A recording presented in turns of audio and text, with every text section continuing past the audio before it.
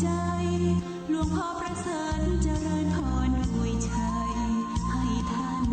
สุขใจทั่วกัน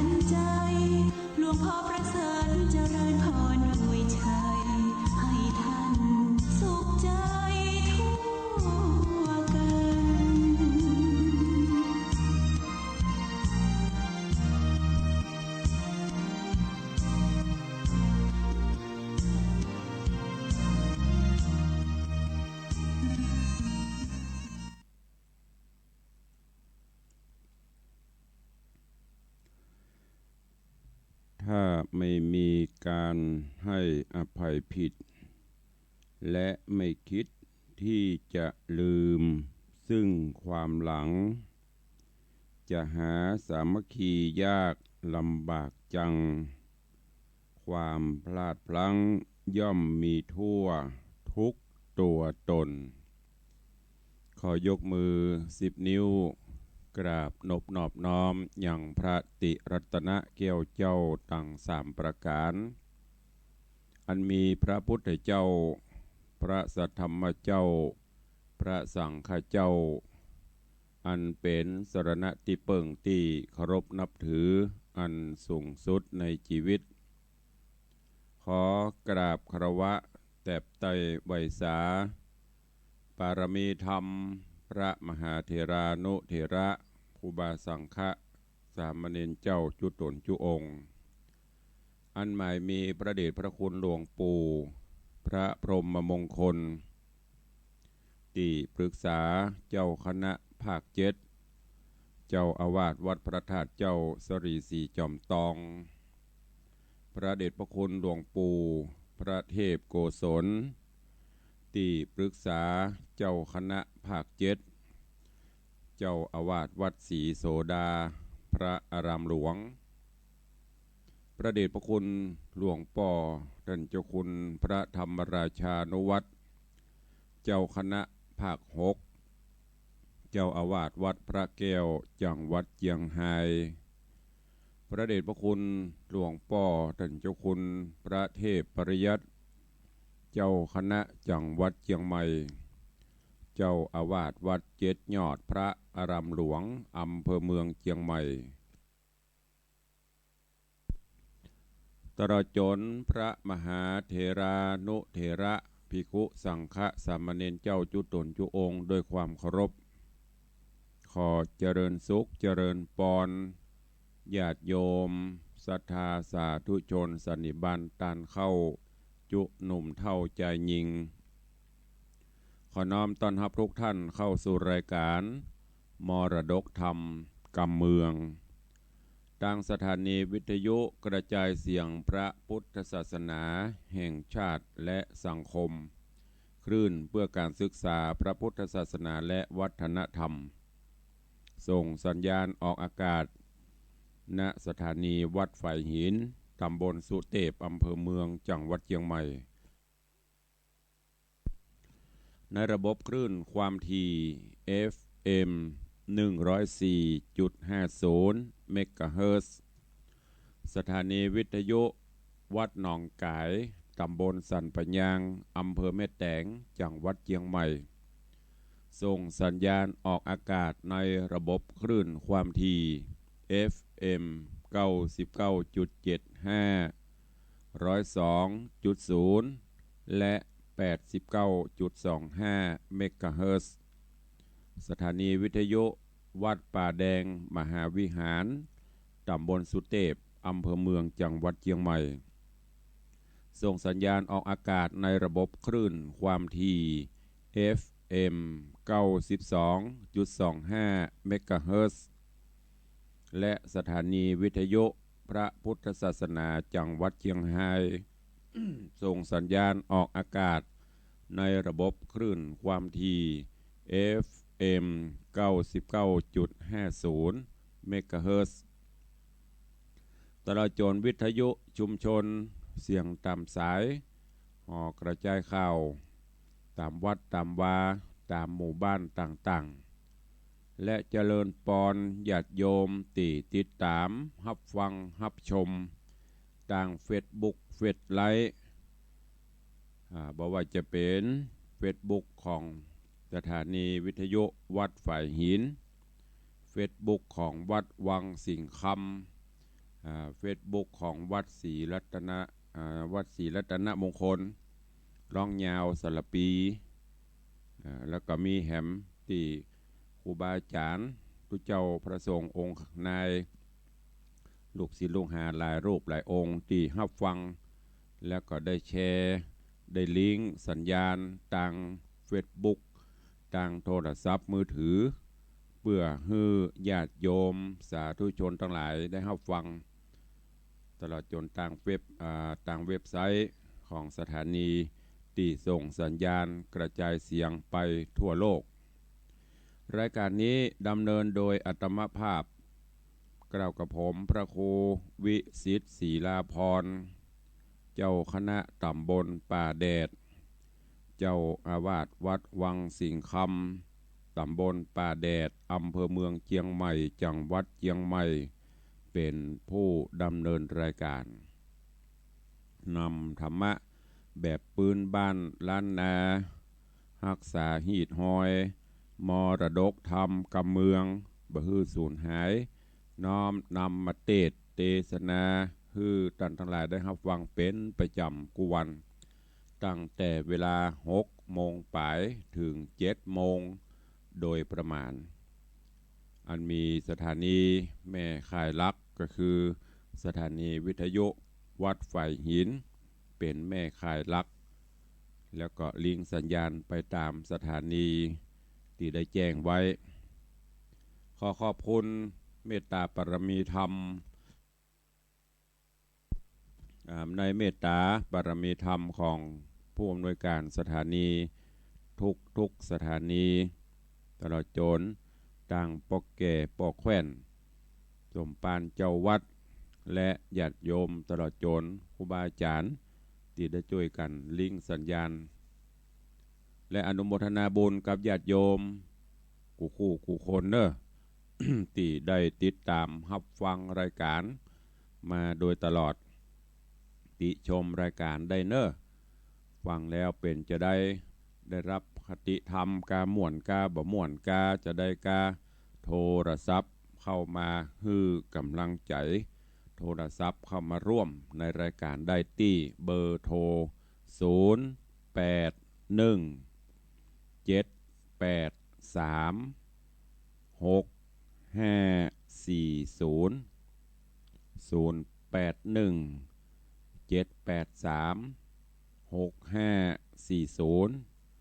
ได้รายการท่านสามารถโทรเข้ามาร่วมแจ้งผลการรับฟังได้ว่าฟังจากที่ไหนตั้งใดสัญญาณเป็นจะได้ก็นิมนต์ครูบาอาจารย์ทุเจ้าพระเนนก็ได้แล้วก็เชิญชวนญาติโยมศรัทธาเนอะที่ฟังอยู่ใต้รายการก็จะได้เปิดหน้าไมค์ได้ได้เอ่ยกันวันนี้ก็มาฟังกันต่อในเรื่องของจุ่มป่า4 ต้นที่ได้นำมาเทศนาให้ทุกท่านได้รับฟังกันก็ผ่านไป 5-6 ตอนละ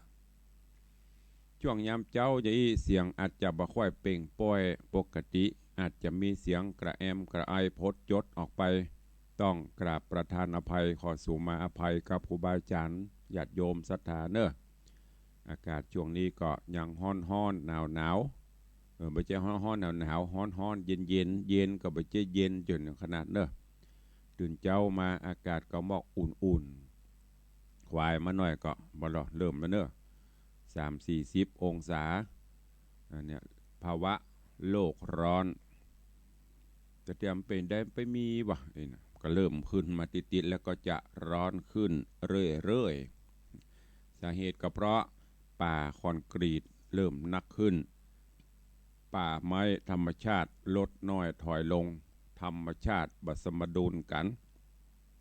แถมน้อยถ้าจะบ่มีละหน้าฝนหน้าหนาว ถ้าจะมีก็หน้าร้อนหรือบ้านก็ถ้าจะกลายเป็นหิมะระบุเพราะความร้อนความเย็นมันกระทบกันมวยลมก็บะเดียวก็โอ้พอที่เปิ้นถ่ายลงเฟซบุ๊กถ่ายลงคลิปอย่างนี้หลายจังหวัดลมหมุนลมพายุงวงจ้างอย่างมื้อนี้ซึ่งเฮาบ่เคยฮู้บ่เคยได้ยินก็เริ่มจะเข้ามาปรากฏฮือฮู้ฮือหันละอันนี้ก็เป็นเรื่องของธรรมชาติแล้วก็มนุษย์ของเฮาเนี่ยที่ปากันไปทำลายระบบต่างๆของเปิ้นเมื่อธรรมชาติเอาคืนก็อย่างที่เฮาหันนั่นเด้อ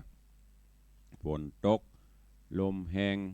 ฟ้าแมบฟ้าห้องฟ้าผ่านำปลาบ้านจองห่อเฮือนได้รับความเสียหายเพราะฉะนั้นก็ช่วยกันเด้อดูแลรักษาธรรมชาติไว้พ่องปลูกต้นไม้ต้นตอกพ่องเพื่อที่ธรรมชาติก็จะฮื้อความร่มเย็นกับเฮาถ้าเฮาฮื้อกับเปิ้นก็ฮื้อเฮาบ่ว่าสิ่งมีชีวิตบ่มีชีวิตเฮาฮื้อเฮาก็ได้ครับผมตอบเฮาทำลายมันก็ทำลายเฮาตอบอันนี้ก็ฝากไว้กับทุกท่านที่ฟังรายการอยู่ในขณะนี้พูดถึงเรื่องของจุมป่าสีต้น ในตอนตะวาก็ได้เทศนามาถึงตอนที่6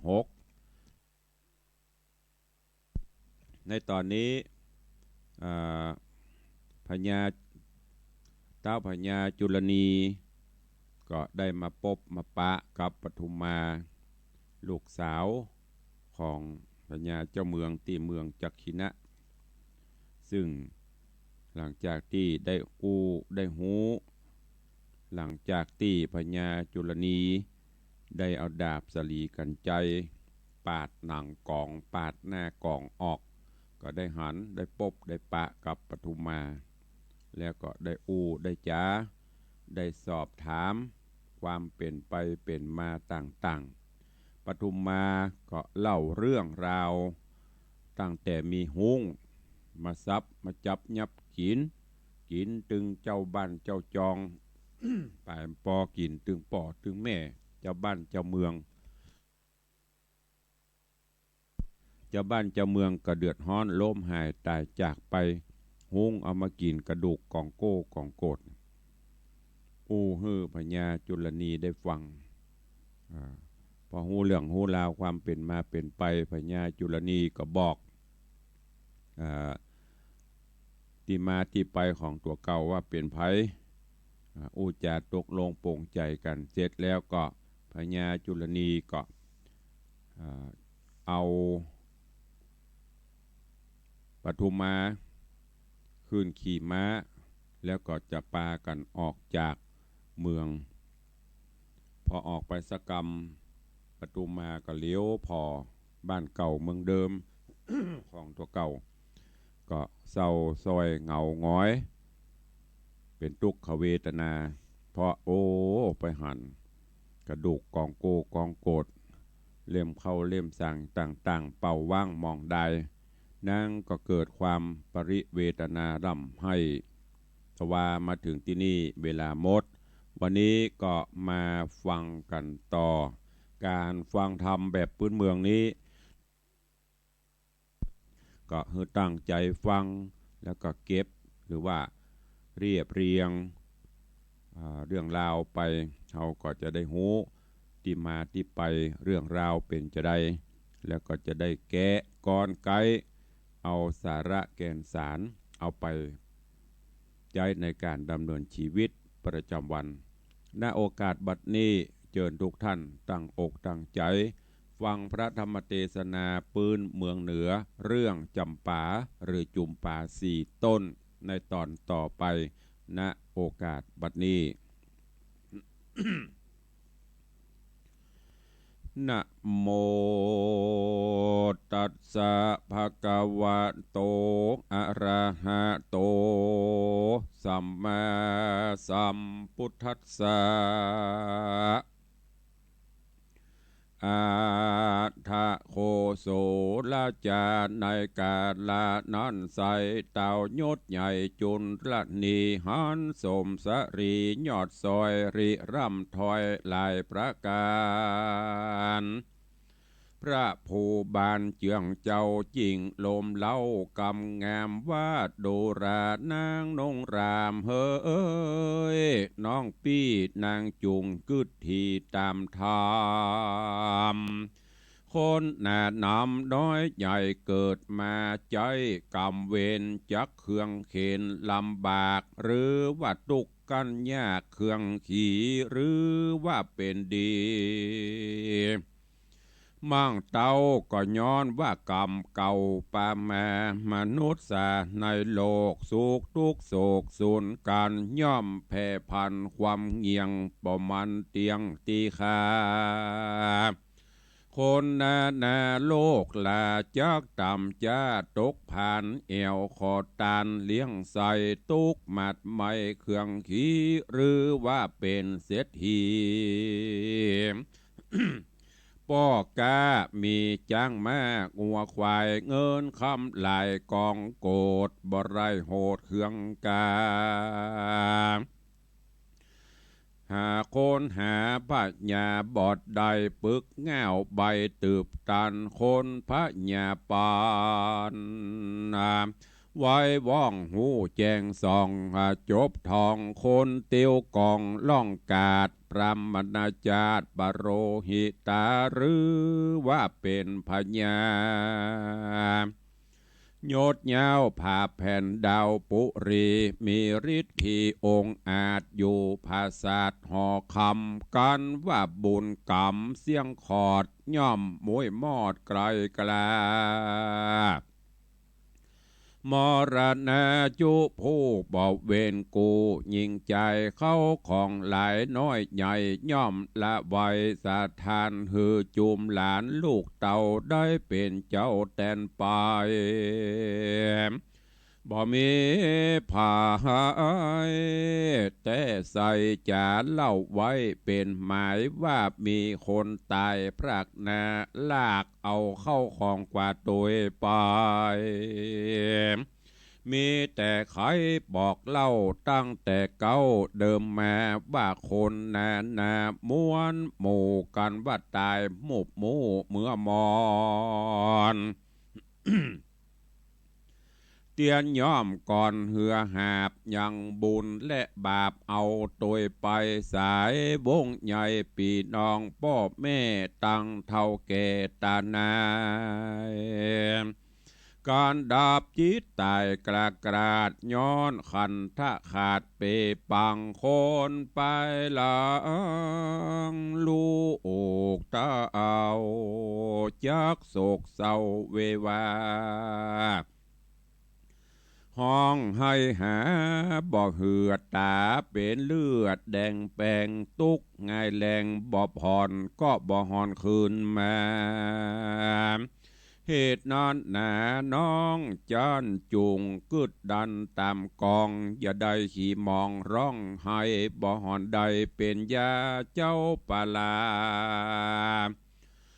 เจ้าปาลาจุลนิราชฮือโอวาทจะสอนยังสลีบังอ่อนนาไทยฮือหูควายตามมีก้อยป่านางนี้ไปแน่บุญด้านป่าดงนา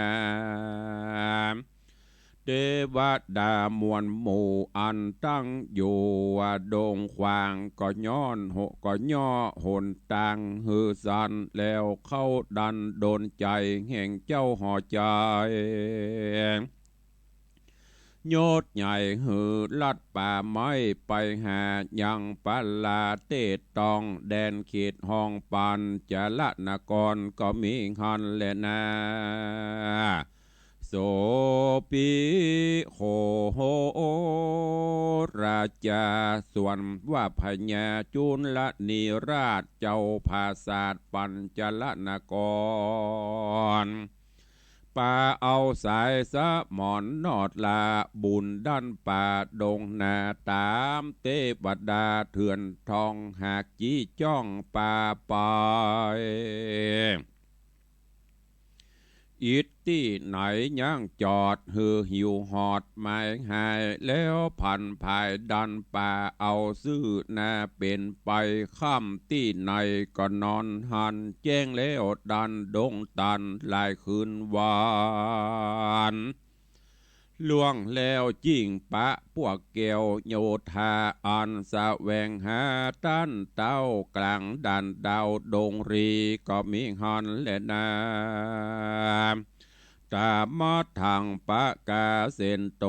สัทธาอาหาสัทธาสัพปัญโยตนสักสวัสดหันบทบาทบาลีบทหลังมีไปแจ้งพระจริงแสงเทศนาว่าสัพเปเตภละโยธานกราอาคาตาดังนี้เป็นตนภิกขเวเฮดูกราภิกขุตังลาหายอันเป็นสายอริยญาติเยื่อนักปราชญ์รงญาณส่วนโยทางหานมวลหมู่อันมาจากส่วนโยทางหานมวลมากอันมาจากเวียงใจเขาดงไพรเถื่อนกวางเปื้อไฟอังสะแวงหาอย่างเจ้าปาลาโยดใหญ่ดังกล่าวไว้ไปหลังโหเสียงดังสะเศร้าสะนันดาวดงดานจุมกวางฟันแลดสู่บ่อาจอยู่แดนตนเล่นสาสนบ่จ้าเข้าสู่ป่าแดนไกลโยธาในน้อยใหญ่จุผู้ไฟเล็งหันยังเจ้าหอจันโยดเงาพอควายดาวว่าหอมคาภูมินามนาป่าโกยเฮวลิงจ้วยผาจันก็บ่หันตั้นเต้าที่ดันดาวแดนใดเข้าดงไพรไกลโหดลายสิบโยดกันนาตาวันดาตกต่ำจักไกรค่ำลงแหลงเขาจริงแป่งปังจอดหือหิวหอดไม่หายเสนาหลายมวลหมู่ยังจอดอยู่จอมกันโหห้องนันสะสาวไปลอดดาวแดนไกลยะทานและมีเมื่อใดดังนตาในกาละนั่นใส่เต้ายศใหญ่จุลนีขี่มาดีตัวกลากับนางนอดลาปทุมาก็ไกลกลาไปฮอดที่เสนาจอดแป่งปางเจ้าหอขวางจำได้หายหม่นใบเครื่องกาเข้าไปหาบ่อจาส่วนปวกกลาโยธาตั้งเศษนาหนุ่มเท่าหันเต้าเจ้าหอคำลัดโด่งดำมาฮอดกับตังนางยอดนารี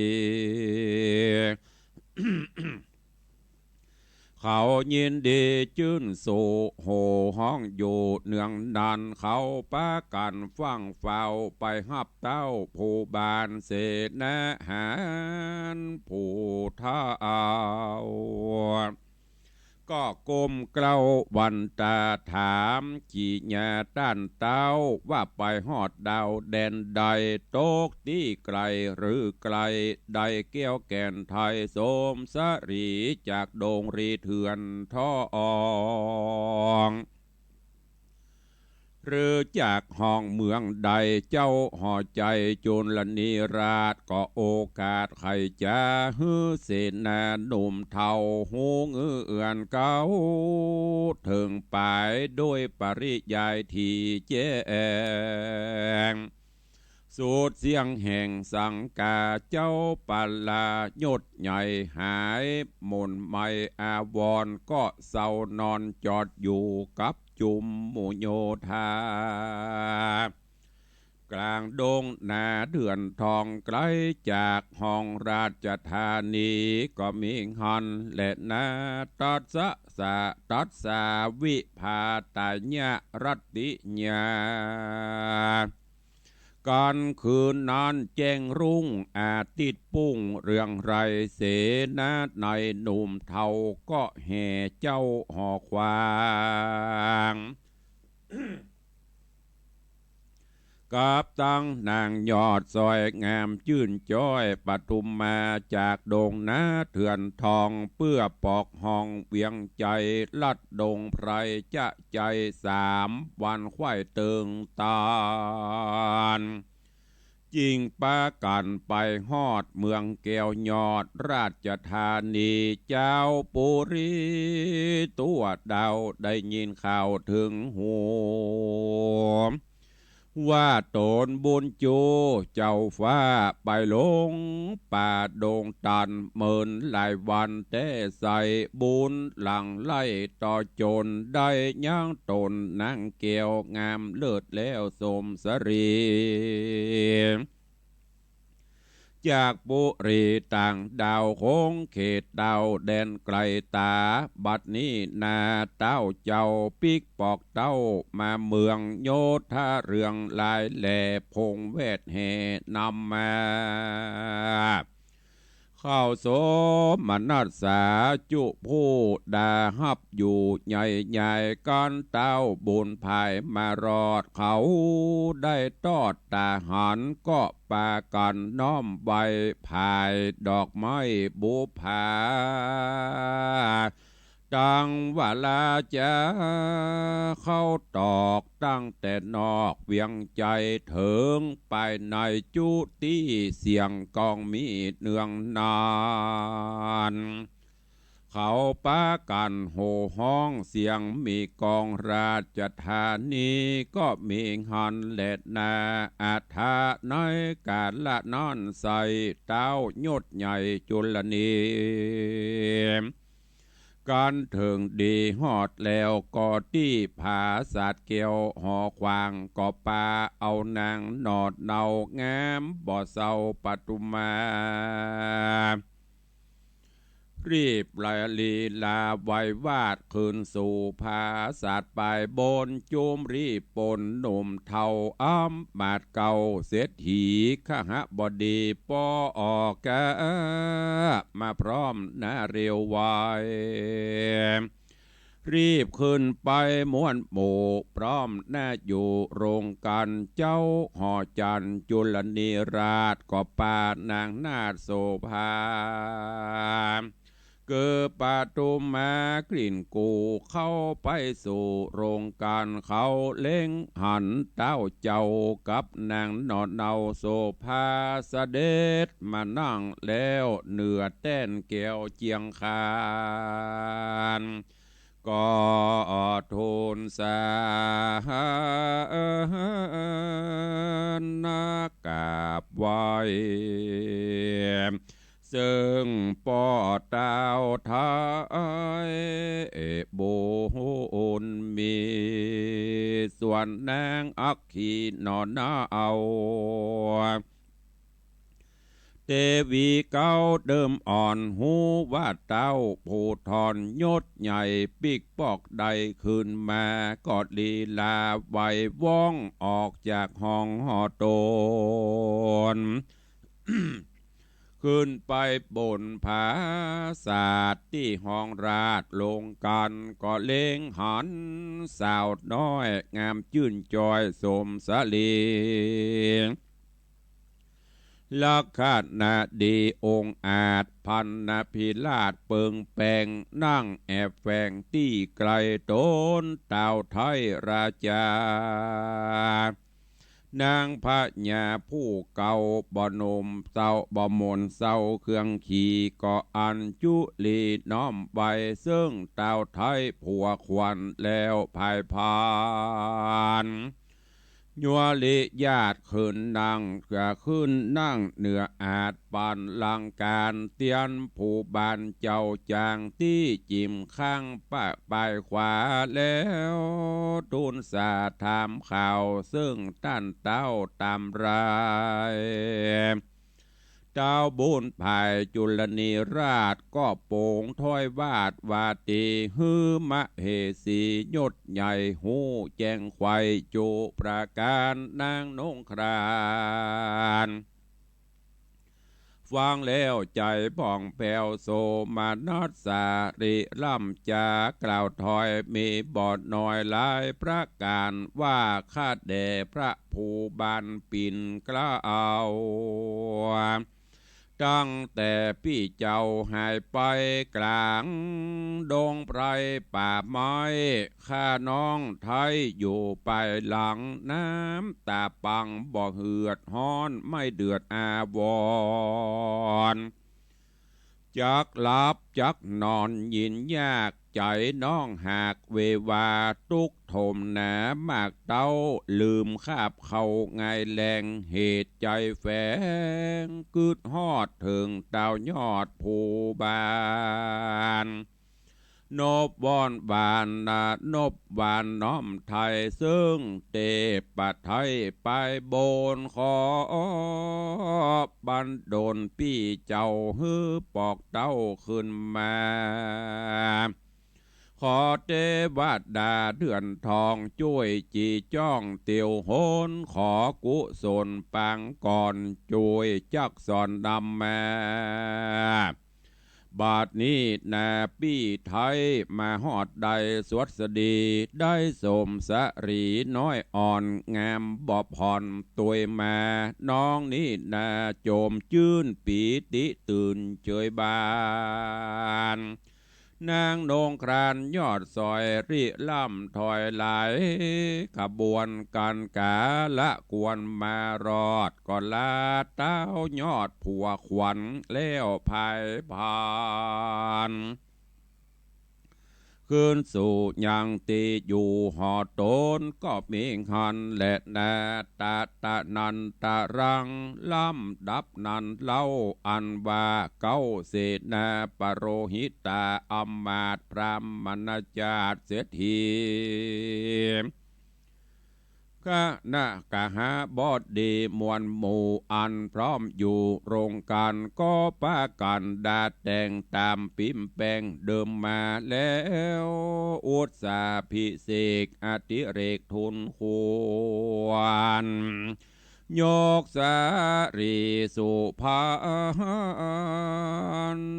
นอนาเอาแงบ่เศร้าปทุมาฮือเป็นจ้าหญ้าป้างซ้ายห่วมซ้อนใต้นางอักขีสะเวยปุรีใหญ่กวางกับเจ้าจ้างผู้บานแถมน้ำขานชื่อซอยวาดนางนาดน้อยคำกองเหตุนางปองลิซ่อนอยู่ในบ่อนกองใจตามกำไข่บอกเล่าแห่งหมอเท่าโหราการนาเมียนจอดการละหอดตึงตันก็ปากันปอกสู่ยังที่อยู่ไผ่มันก็มีหันแลนะตาโตปัฏฐาญาแรกแต่นั่นไปนาบ่อนเนินจ้าหึงนานเต้าผู้บานจุลนิราชก็ฮือโอกาสเสนาก็ฮืออำมาตเสนารีบแต่งดาก่อสร้างยังผาศาสตร์กวางใสเสีย การประดับดีเมียนแล้วก็เฮือนางแก้วปทุมมาราชญาหนุ่มเนาได้เป็นเจ้าสะเวยโรมกับนางสนมบ่อน้อยนับอ่านร้อยเป็นตรากนางโสภาหน่อยนาดอยู่ผาศาสตร์เจียงคานกับปริวารหลายหลากจุผู้หักอาสาเอากันมาเวทไกลจู้จ้วยใจสัพพะการสุขสำราญชื่นจ้อยบ่ตำก้อยขี้มอ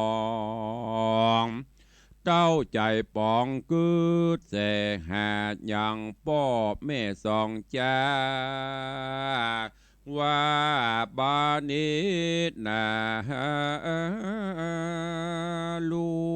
กตาเอาพรากเมืองเก่าเวียงใจ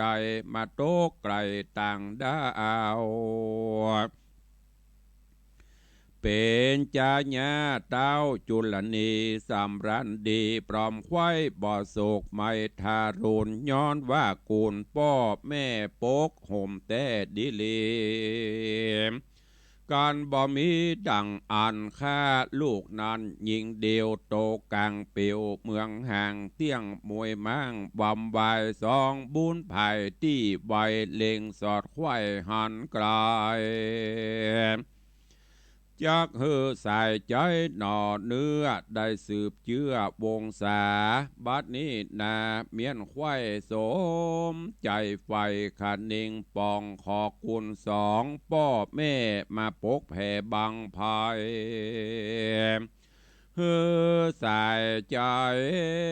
ลูกเต่าได้เตี้ยงเต้าตีขาดนางปฐุมมายศใหญ่มีใจไฟต่างโบนเกิดถึงกูลพ่อแม่บ่เวนเว่บันไดส่วนเจ้าหอใจจุลนีราชก็ฮักนางนาฏปฐุมมาอาคาใจญาป้างสายบ่หูนายคืนวันใจ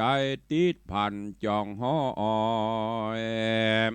บอกกล้ากล้าดก้อยไกลกล้าลวดลืมใจญาผู้เท่าเกิ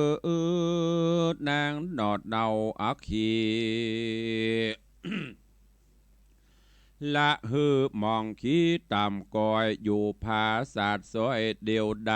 ก็มีฮอนและนานิทิตังขีญาสังวันนาวิเศ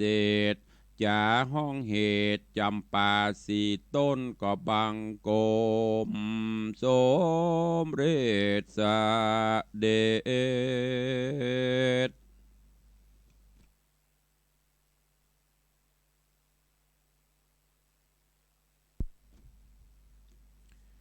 ญาติโยมสาธุชนเจ้าข้าตั้งหลาย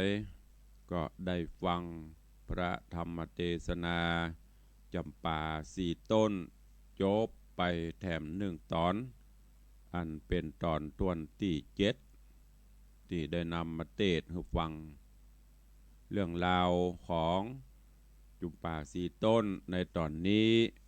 ก็ได้กล่าวถึงหลังจากที่พญาเจ้าจุลนีเจ้าเมืองปัญจลนครหลังจากที่ได้มาพบมาปะโดยกรรมหรือว่าบุพเพสันนิวาสในอดีตชาติปางก่อนเทวบุตรเทวดาได้กลุ่มจิตกลุ่มใจฮื้อมีใจใครออกบ้านออกเมืองมาแล้วก็ได้มาพบมาปะกับปทุมมาลูกสาวพญาเจ้าเมืองจักขินะตีป่อพญาเอาใส่กล่องไว้เพื่อมีจิตประสงค์ใครฮื้อลูกเนี่ยได้เป็นผู้ที่สืบบ้านแตนเมืองสืบเชื้อสืบสายไปหน้าเอานางเข้าใส่กล่องหลวงไว้แล้วก็ปิดเอาเข้าน้ำใส่ไปฮื้อกล่องแค่นี้ถ้าจะใหญ่ขนาดเนอะขนาดเอาอย่างเข้าใส่ไว้อยู่ขนาดที่หมอกห้องเฮือนเนี่ยตีกรรมนี่พวกนั้นนะถ้าจะสะดุ้งกับย้อยๆเย่ๆตุ่ม ปิวประตกเมืองปราณสีผู้หลังจากที่มาพบมาปะได้หูได้ทราบความเป็นมาเป็นไปกันแล้ว พญาจุลนีก็นำปาเอาปทุมาออกจากบ้านจากเมืองแล้วก็เดินต่างปิกบ้านปิกเมืองปัญจลนครดันโดนมาจนมาปบมาปะใส่เสนาอมาตย์ที่ติดตามผู้คนก็ดีใจว่าโอ้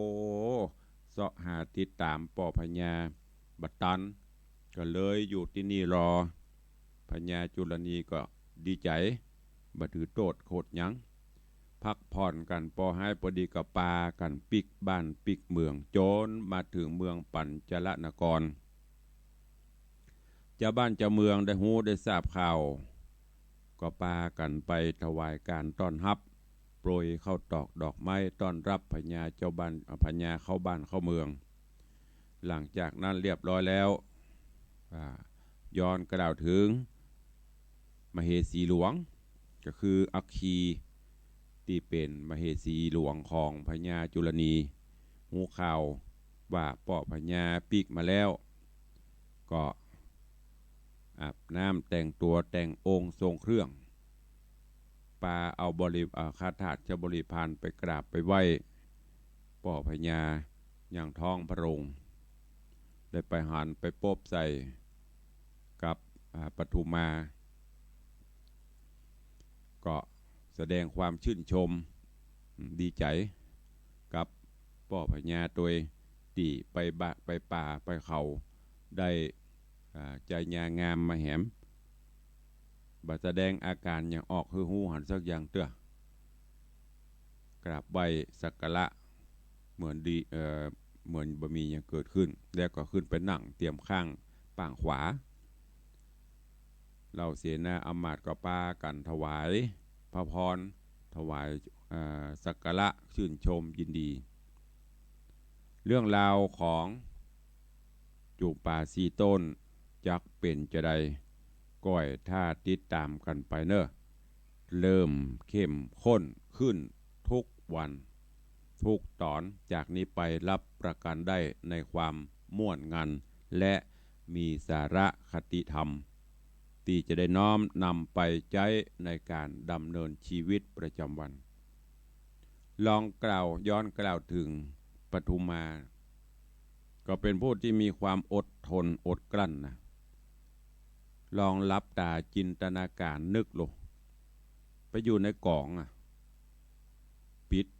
เอาหนังหุ้มปิดนะกล่องไว้เหี้ยความอึดอัดมันจะเกิดขึ้นหมอกใดขนาดเฮาเตียวไปเตียวมานี่นะแดดฮ้อนมออีโปโทจมกันละอย่ามาฮ้อนใบฮ้อนบอดอีปลำเหลืออยู่ในกินในพอไปได้แต่อันนี้อยู่ในกล่องพัดลมก็มีแอร์ก็บ่มีบ่งบอกถึงไอ้อย่างท่านทั้งหลายบ่งบอกถึงความขันติธรรมความอดทนอดกลั้นเมื่อพ่อมีความประสงค์ที่จะฮือลูกไว้สืบเป็นผู้สืบตระกูลสืบสันตติวงศ์สืบบ้านสืบเมืองไปลูกก็น้อมรับความประสงค์อันนี้แล้วก็อดทนอดกลั้นอยู่จนกว่าจะมีผู้มีบุญมาปบมาปะเข้าใส่ญาติโยมทั้งหลายลองทึกพอขันติความอดทนวิริยะความภาคเพียรสุดท้ายก็จะประสบความสำเร็จนะอย่างนางปทุมาเนี่ยสุดท้ายก็มีผู้มีบุญกู้บุญบารมีก็คือพญาจุลนีเปิ้นอยู่บ้านอยู่เมืองจัดดีนะเตปาอาหักเตบุตรเตียวดายังไปกุ้มรุมจิตใจคือเราร้อนใครมีใจออกบ้านออกเมืองดึงดูดมาโดยแถลงเป็ดเป็นถึงกว่างคำนำปลามาปบมาปะใส่บุญบารมีก็เกิดขึ้นที่เปิ้นกล่าวไว้ว่าอันยังก็ตามถ้ามันจะเป็นของเฮาอยู่ปลายไม้มันก็ตกมาใส่อันใดที่มันบ่ใช่ของเฮานอนกอดอยู่คู่คืนมันก็ตึงบ่ใช่เหมือนเดียวกันกับปทุมาเหมือนเดียวกันกับนางปทุมาลูกสาวของพญาเมืองจักขินะอยู่ในกองพุ่นน่ะ ภายหมูมหันขณะแม้แต่เหี่ยวยังเยอะยังไม่ได้สุดท้ายมาก็ต้องมาพบมาปะกับพ่อพญาจุลนีเรื่องราวจะเป็นจะได้เจิญตันตลายก้อยติดตามฟังกันในตอนต่อไปเนอะวันนี้ก็ขอโป่งวางไว้แต่เพียงเต้าอี้ในเรื่องของจุมป่าสีต้น ในใต้รายการวันนี้ก่อนที่เราจะได้อู้ได้เอ่ยกันหน้าใหม่ก็ขออนุโมทนาบุญขอบคุณพอออกไม่ออกศรัทธาเนอะที่ได้มาร่วมโมทนาบุญกับต่างวัดวังสิงห์คำถึงในช่วงนี้ก็มีสายทานบุญศรัทธาใจบุญเศรษฐีใจบุญในทุนใจดีพอออกไม่ออกศรัทธาตายกตายิกาFC แฟนรายการที่ได้ทราบข่าวก็มาร่วมบุญกุศลกันถึงวัน2 ลาย 3 ลาย 4 50 ลายบ่ฮู้มันตะวันนี้ก็ขออนุโมทนาบุญขอบคุณกับ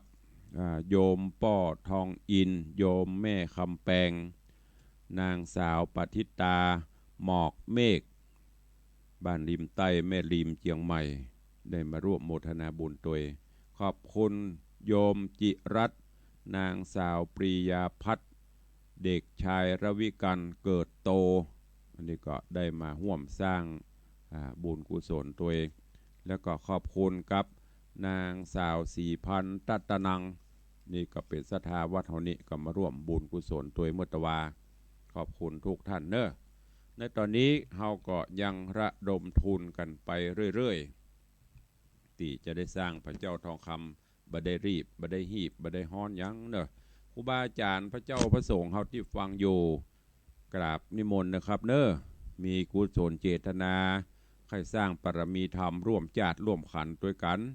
ก็กราบนิมนต์กราบเมตตานะครับเนอะจะให้จะห้อมจะร่วมสร้างพระพุทธรูปทองคำกับทางวัดวังสิงห์คำก็ได้ตามกุศลและเจตนาแล้วก็ญาติโยมศรัทธาฮอดที่ฟังอยู่ก็ช่วยเป็นสายบุญบอกบุญต่อๆกันไปสร้างบารมีธรรมตอนนี้ก็ได้มากึ่งต่างละช่วยกันแถมกึ่งเนอะไปเรื่อยๆบ่ได้หีบฮ้อนมันครบมาได้เขาก็ล่อกันไปอย่างญาติโยมถามตุลุงจะรอมาได้ยังบอกกำหนดเตื้อแล้วแต่เตปาอาหักเปิ้นจะนำปลาผู้มีบุญมาช่วยหากว่ามีเศรษฐีใจบุญในทุนใจดีมีความสำเร็จในธุรกิจหน้าที่เปิ้นอาจจะโอ้ค้างกี่บาทตุลุงโอ้เหลือแหมสัก50-60 บาทโอ้บ่เป็นยังพร้อมรับหมดนี่เนาะอันนี้จ๋าว่านะถ้าเปิ้นรับหมดก็จบลงเอาก็ปิดรับแต่ณเวลานี้ยังรับไปเรื่อยๆเนอะจนกว่าจะครบก็น้อมเอิญเชิญชวนญาติโยมศรัทธาร่วมบุญกุศลด้วยกัน แล้วก็วันนี้ก็ขอรวดเริ่มประกาศอนุโมทนาเชิญชวนญาติธรรมญาติโยมเนอะบัดนี้การก่อสร้างศาลา9 ห้องน้ำห้องส้วมตลอดจนมุงหลังคาศาลาใหญ่ประดับตกแต่งแปลงซุ้มประตูเป็นประตูเล็กซุ้มประตูเล็กที่มวลศรัทธาญบุญเฮาได้ช่วยกันบริจาคพ่องกฐินพระป่ามาพ่องบัดนี้ได้สำเร็จลงตุลุงพร้อมคณะศรัทธาญาติโยมเฮาก็จะได้ร่วมกันเนอะยกยอเกณฑ์ถวายไว้ในบวรพุทธศาสนาและก็ลวดร่วมกันเฉลิมฉลองจะว่าปอยหลวงก็แม่นจะว่าปอยน้อยปอยกลางก็แม่น ลวดประเพณีส่งน้ำพระธาตุเจ้าเจดีย์ประจำปีพุทธศักราช2562ในเดือน9ดับเนอะอันเป็นประเพณีส่งน้ำใส่ขันดอก108และลวดปอยหลวงตาลศาลา9 ห้องน้ำห้องส้วมและถาวรวัตถุของวัดกำหนดการวันที่29-30 มิถุนายนและวันที่1 กรกฎาคมโดยเฉพาะวันที่1เป็นวันเดือน9ดับเชิญชวนญาติโยมเนอะได้มาร่วมกินร่วมทานในการเฉลิมฉลองยกยอเกณฑ์ ศาลา9 ห้องแล้วก็ห้องน้ำห้องสุขาตลอดจนห่วมตาลเสนาสนะที่เฮาได้ร่วมกันสร้างโดยการนำกฐินพระป่ามาห่วมกัน ในวันที่29-30 มิถุนายนเดือนหน้าปลายเดือนพอดีแล้วก็ต้นเดือนกรกฎา2 งานร่วมกันเนอะงานส่งน้ำพระธาตุใส่ขันดอก108ปุจากุลหลวงแล้วก็ปอยหลวงร่วมเดียวกันทึดม่วนเตบุตรเทวดาก็จะมาร่วมโมทนาบุญปอออกแม่ออกศรัทธาวัดวาอารามต่างๆก็มาร่วมกันยกยอไปกลุ่มเดียวอันที่ส่งน้ำก็ส่งไปแห่ขวดตาลก็แห่ไปโอ้ลองรับตาเนื่องพอมันจะม่วนเนอะแต่ตุลุงเหนื่อย ต้องเตรียมความพร้อมตั้งแต่บัดนี้เป็นต้นไปก็นำมาแจ้งคือกับญาติโยมทั้งหลายเนอะได้โมทนาสาธุร่วมกันในงานปล่อยหลวงก็เช่นเดียวกันก็จะต้องมีการทำบุญศูนย์ตาลอันนี้กับวันต่อไปก็จะได้ประชาสัมพันธ์คือท่านผู้มีบุญใ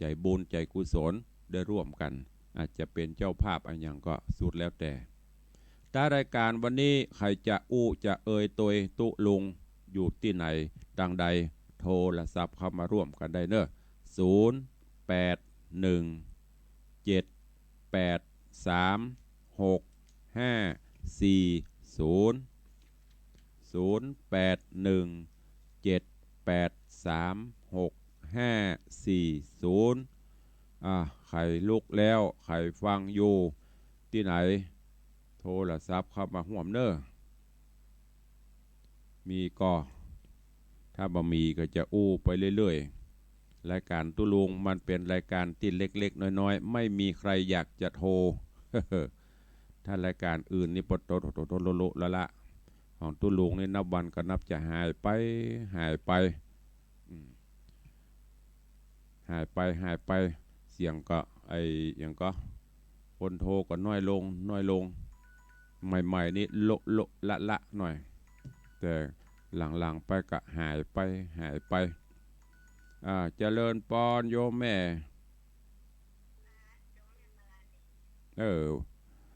ว่าได้เจ้า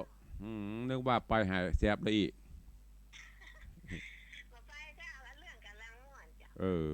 ติดตามไปกำลังจะเข้าเนื้อเรื่อง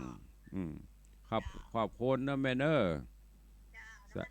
สาธุเจริญปอนเนอสายต่อไปเจริญปอนว่าจะได้เจียงดาวบ้านอย่างป่อตรงเขาพวงเนาะสัญญาณชัดเจนดีเนาะครับผมชัดเจนดีครับขอบคุณนักเนอว่างๆกับมาเอวในวังเนอสาธุเจริญปอนเนอเจริญปอนสายหลุดไปเข้ามาใหม่เนอของใครเข้ามาใหม่สายมาหลุดไปแล้วตรงเขาพวงเจียงดาวนี่สัญญาณจากวัดหนองกายท่านอาจารย์ผอ.วัดหนองกายได้ยินก็ชื่นใจเนี่ยมันเป็นผลพวงนะไม่ใช่ก็กับตุลุงนะใครโทรที่ไหนแจ้งทางใดมาเปิ้นก็จะได้โหสัญญาณแต่ละคลื่นแต่ละสถานีไปถึงไหนพ่องไม่ใช่ฟังตุลุงฟังถึงว่าน่ะแล้วบัดโทรเข้ามาบอกว่ามันดักปิ้งบนโพดถดโลละ โทรเข้ามาจะได้หูจะเลินปอนขอบคุณเด้อจะเลินปอน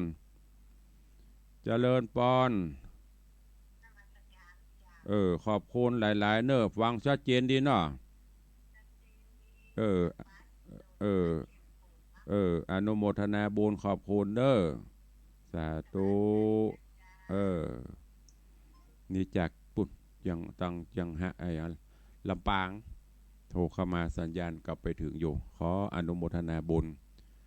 วันนี้มีตึงลำปางมีตึงเชียงใหม่มีตึงเชียงดาวถ้ามาอีกก็ยังแคว้นม่วนใจอย่าได้หูว่าแฟนคลับ FC อยู่ที่ไหนพ่อง ถ้าดักปิ้งตู้ลุงก็บ่ฮู้ใครฟังบ่ฟังก็บ่ฮู้อันฟังนี่ฟังแต่บ่ฮู้ฟังแต่บ่ฮู้เจริญปอนว่าจะได้แต่ตุเนอนึกว่ารับอีเจริญปอนขอบคุณเนอสาธุฟังอยู่เนออีกก่อนยังแขวนละเจริญปอน